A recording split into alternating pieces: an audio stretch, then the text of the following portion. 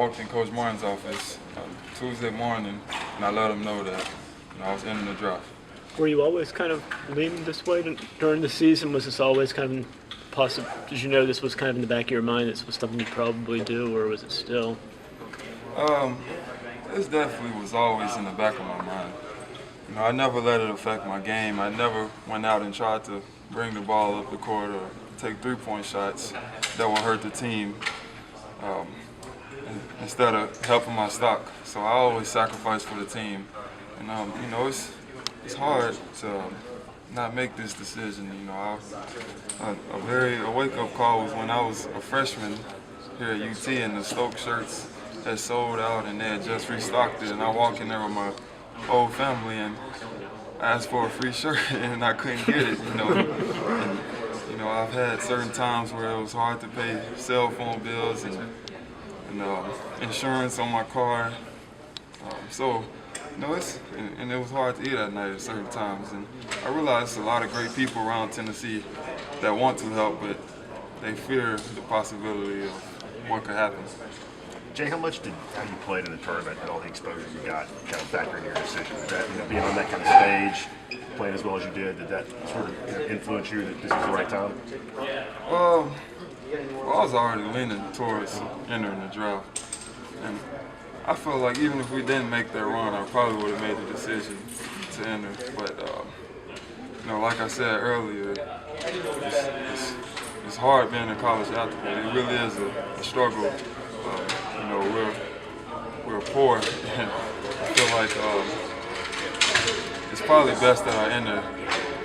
I feel like my stock is high right now. It's probably high as it'll ever be unless I come out next year playing like LeBron, and that probably won't happen. How do you look at your time in Knoxville, and are you surprised at how you kind of fit in and were embraced here? And did you feel it to be that way? No, I didn't. I feel like the time I came in here, Knoxville fans didn't have a choice but to embrace me because of the whole Bruce Pearl, leaving and the program sort of was dead at the moment. And I felt like I was able to somewhat uplift the program with Coach Martin. And I felt like, at the time, the state of Tennessee, the university, needed a player like me to come in and sort of get a little media attention and change things, and now all of a sudden we're expected to win games instead of losing. Is this a kind of play? Can you see yourself going back here in 5 years and going to a football game, hanging out, and just being a part of it, like maybe you wouldn't have imagined when you were a freshman? Yeah, like I said, college was a struggle, and for the longest I was sort of just mad. I didn't know what I was mad at. I was mad. I couldn't eat. Phone bills. Couldn't pay my insurance. Dad, once I left, he said, "I'm not helping you no more." I was just mad, and that sort of helped me learn that there are a lot of great people here because they want to help, but they know my best interest and they know what could happen if they had done something against the NCAA rules. Jarnell, have you paid attention to this whole cost of attendance and unionization of college athletes? Is that something that you've stayed on top of, and what's your opinion on it? I didn't really. I've read numerous articles and I've seen it on ESPN, and I would just say that college is definitely a struggle, and it's hard to walk in the mall and selling your jersey for $100, and that's enough to pay a phone bill that you can't even pay. So it's definitely a struggle. And do I agree? I think the players should get more money. How much, I don't know, but I think college players should get a lot more money. I feel like players would definitely enjoy college a lot more if they were taken care of. But Tennessee hasn't, done anything against violations. They're very compassionate, and they definitely let me know they would love to help me, but they don't want to, put the program at risk. And it took me to get older to understand that. Tell us about Tobias Harris contacting you and what his advice. When you look back at your career, how much do you think you've improved since the moment you got here to now?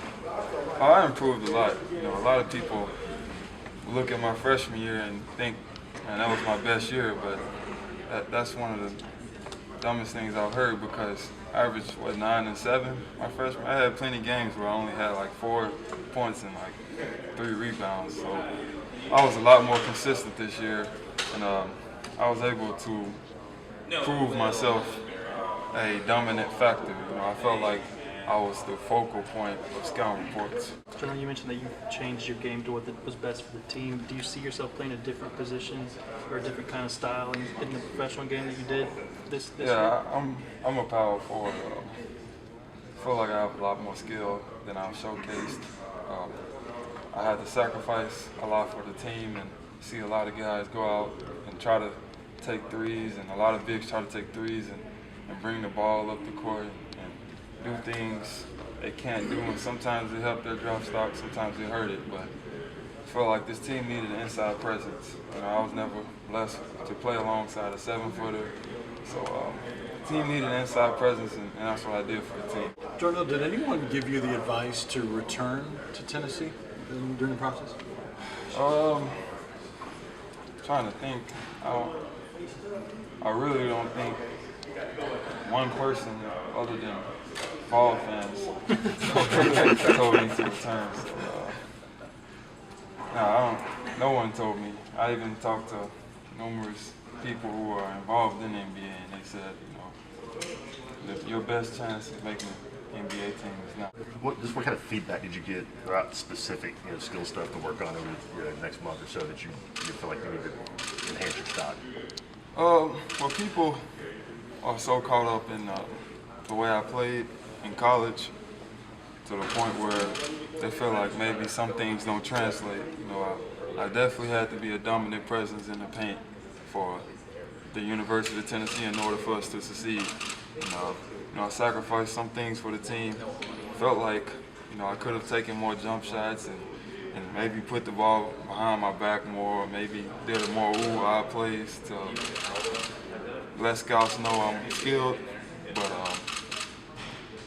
I had to sacrifice for the team, like I said, and people are saying, can he shoot the ball? Well, maybe they didn't watch certain clips of me, and they didn't watch certain games where I shot the ball a lot. And I didn't shoot the ball for NBA scouts to say he can shoot the ball. I shot the ball because I felt like that was the best thing for the team. What are you hearing about when you might get taken in terms of first round, second round? Or?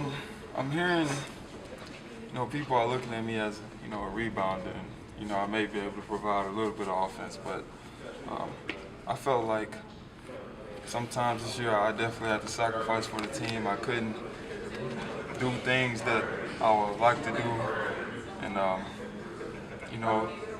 I feel like that sort of hurt some parts of my draft stock, but that's okay because you can showcase it in workouts, and that's all I kept looking forward to, is just winning games, doing what the team needed me to do, and showcase those things in workouts. You mentioned it earlier, but can you describe how the conversation with Coach Martin was different this season as opposed to last season? How had he changed on what his advice? I mean, obviously he would like to probably have you back, but how did his tone change? Well, last year he said, Jarnell, you should definitely come back. Next year we'll have the chance to make the Elite Eight. That was our goal this year, to make the Elite Eight through all struggles and games lost. Our goal was always to make the Elite Eight. And he said that, last year he was somewhat, I guess, more demanding of me coming back. This year, I called him maybe 2 games after we had lost. And said, Coach, I really feel like, I should enter the draft. And he said, are you uncertain? I said, I'm going back and forth, but I'm leaning toward entering the draft. He said, you need to be certain, you need to be sure before you make a big decision like this, because, the NBA is an animal. And I was able to think about it. It took 5 more days for me to just walk in his office and reassure that, Coach, this is what I want to do. What did he say then on Tuesday when you talked to him? He said, he wished the best for me, and he understands, my situation. He understands that, it's probably best that I should go, but he would like to have me back. And he said, this year's team will be, a lot better, and guys are focused, and we still have a lot of great pieces. And I felt like I really understood that. I feel like, you know, if I would have came back, you know, we definitely would have made noise again in the tournament. But, you know, those guys are focused. Like I said, I worked out with them yesterday, and it was the most focused I've ever seen a workout here at Tennessee. You know, no one was talking, everyone was going hard, and when they were talking, it was just to encourage each other. There was no lollygagging, joking around. And I guess they'll be there more next year, just to stay focused, and hard work will beat talent, I guess.